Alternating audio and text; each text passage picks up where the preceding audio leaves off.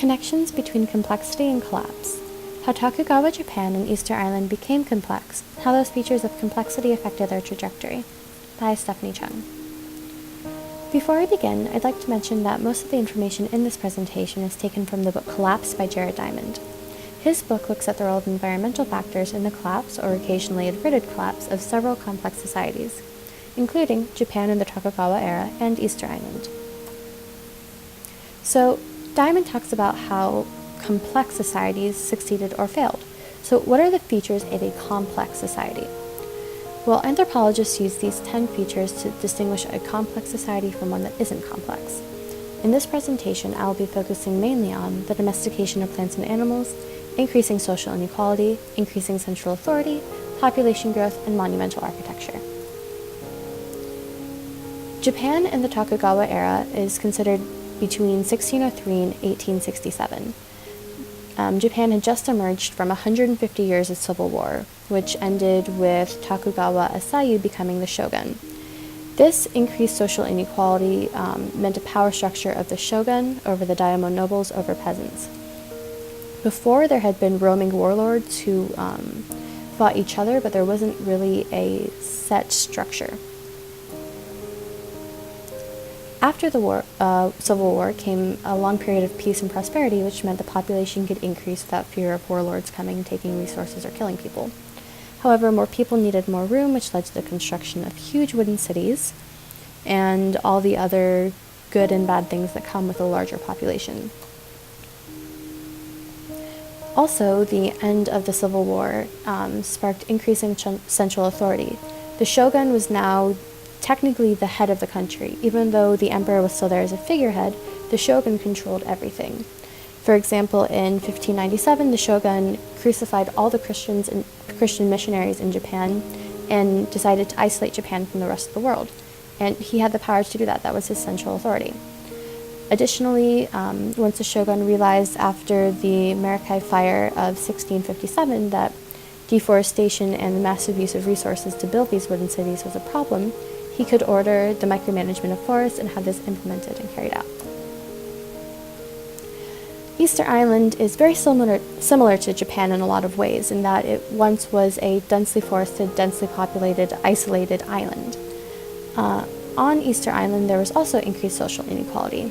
Easter Island was divided into about 12 clans, each with a different leader, and where there was farming, they had elites with a large population that was farmed intensively by the peasants. Because of problems from deforestation as well, the soil wasn't that great, and growing things like taro and sugarcane required intense farming and the transportation of millions, and some estimate billions of rocks to the farms. So that work was done by the peasants, and the elites were able to rule over them by promising that they had intimate relationships with the gods, which would cause a bountiful harvest.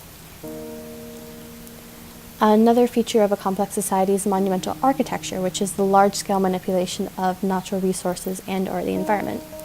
Well, the Easter Island Moai required both of those. They are some of the most famous pieces of ancient architecture in the world, but making them required large amounts of resources, mainly food to feed the carvers and feed the people who moved the statues, and large amounts of timber to roll the statues on a wooden ladder from the cave where they were carved to where they should be erected. So this required the manipulation of natural resources, cutting down all the trees to move these giant statues, and they needed lots of food. Chiefs tried to outcompete each other with larger and larger statues, which used more and more resources, in attempts to show who had the best relationship with the gods. So this monumental architecture eventually became a very large problem, and a symbol of things that were going wrong on Easter Island. Now, the domestication of plants and animals began on Easter Island around 900 AD, but it really intensified around 1640 AD, when a lot of the giant palm trees had been cut down. Once these giant palm trees had been cut down, wild sources of food were completely exhausted.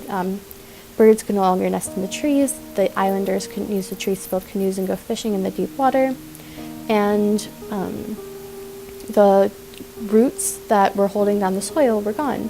and farming became much, much more difficult, and the domestication of plants like taro and sugarcane and of chickens became extremely important because those were the islanders' only source of food. So after the devastation became devastating to the environment, the domestication of plants and animals around 1640 was essential to Easter Island society. So what is the holistic relation between features of complexity? In anthropology, holism is very important. Anthropologists study a community or culture in an attempt to understand it. But in order to study a community or culture, it is necessary to understand all parts of that culture and how they relate to each other, which is anthropological holism. So in Tokugawa, Japan, the social inequality, population increase, and increasing central authority were all connected. And the strand that connects them all is really the Civil War. After 150 years of brutal fighting, the people accepted social inequality and increasing central authority as the price to pay for no longer having so many battles and so many risky situations, which allowed the population to increase. Additionally, the central authority had control over the population increase, and once the shogun realized that the population was getting too big, he actually took measures to try to reduce population increase, which was obeyed because of the social inequality. All of these things were very, very intimately connected. It's also demonstrable on Easter Island. The domestication of plants and animals was a direct effect from the increased social inequality that led to the building of monumental architecture. The chiefs were trying to outcompete each other and show their dominance over the peasants by their relationships with the gods, so they built these giant moai, which required deforestation and extreme use of resources, which eventually, once the deforestation got out of hand in about 1640, the domestication of plants and animals became essential to Easter Island society. Without it, they would have starved. So, why did one society collapse and one succeed? Tokugawa Japan succeeded because of some of these features of a complex society. Their social inequality and central authority might have seemed like a bad thing in the long term, or in the short term, but in the long term, it staved off the environmental disaster faced by Easter Island. In the short term, the population increase seemed like a good thing. However, the deforestation of trees to build huge wooden cities to house the growing population was soon recognized as bad in the long term, and the central authority and increasing social inequality meant that measures could be taken to stop this from completely ruining their society. Unlike Easter Island. On Easter Island, the unchecked deforestation for the purposes of transporting the massive moai for the elite led to a number of problems for the Easter Islanders. Monumental architecture seemed good in both the short term and the long term for the Easter Islanders. In the short term, they got benefits of status, and in the long term, they thought they'd have increased agricultural fertility because they were pleasing the gods. However, fleeting the effects in the short term, in the long term, the moai were toppled because the peasants overthrew the elite. Because there were no more trees, there was less food, farming was much more difficult, life became much, much harder for the Easter Islanders after deforestation had occurred. The increased social equality might have been seen as good in the short term because it meant that the ruling elite would talk to the gods and bring bountiful harvests. However, in the long term, it created a dangerous imbalance in society. This competition with each other to produce the largest moai resulted in deforestation. And eventually the domestication of plants, which wasn't seen as important in the short term originally when there was bountiful wild food available, became increasingly important in the long term because it was the only thing the islanders had to feed themselves. Their crop yields were getting smaller and smaller, and they weren't enough to feed their population, but it was still the only food they had. So Easter Island collapsed because the domestication of plants and animals wasn't enough to sustain them in the long term. So why is this important?